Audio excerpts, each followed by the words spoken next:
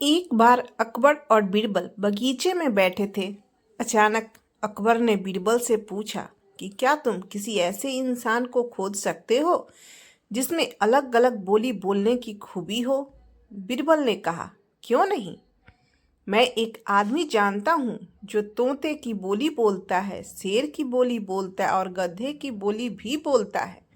अकबर इस बात को सुनकर हैरत में पड़ गए। उन्होंने बीरबल को कहा कि अगले दिन उस आदमी को पेश किया जाए। बीरबल ने उस आदमी को अगले दिन सुबह दरबार में ले गए और उसे एक छोटी बोतल शराब पिला दी। अब हल्के नशे की हालत में शराबी अकबर बादशाह के आगे खड़ा था।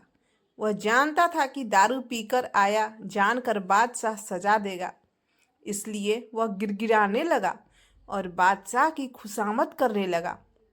तब बीरबल बोले कि हुजूर, यह जो सजा के डर से बोल रहा है वह तोते की भाषा है।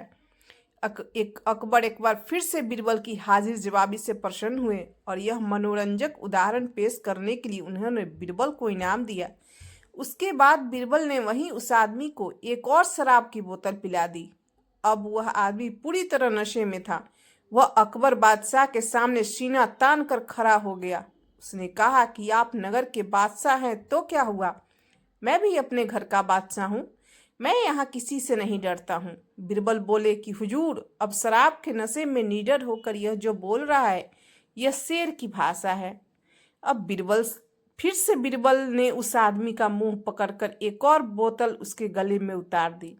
इस बार वह आदमी लड़खड़ाते गिरते पड़ते हुए जमीन पर लेट गया और हाथ पांव हवा में भांजते हुए मुंह से उल जुलूल आवाजें निकालने लगा। अब बीरबल बोले कि हुजूर, अब यह जो बोल रहा है वह गधे की भाषा है। अकबर एक बार फिर बीरबल की हाजिर जवाबी से प्रसन्न हुए और यह मनोरंजन उदाहरण पेश करने के लिए उन्होंने बीरबल को इनाम दिया।